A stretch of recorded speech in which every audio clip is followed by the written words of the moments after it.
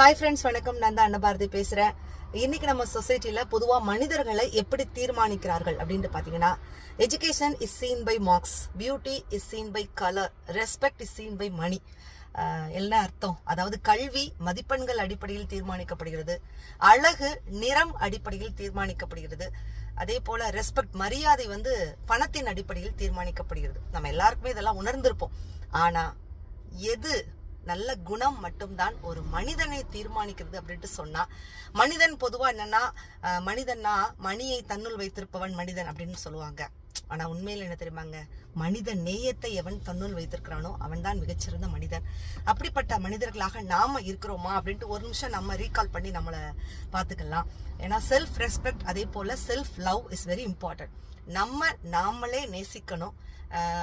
நம்ம மனசாட்சிக்கு பயந்து கட்டுப்பட்டு வாழணும்னு சொல்றாங்கல்ல, அதே போல நம்மளை முதல்ல லவ் பண்ணோம், ஹாப்பியா இருப்போம். Okay, thank you so much. Tata.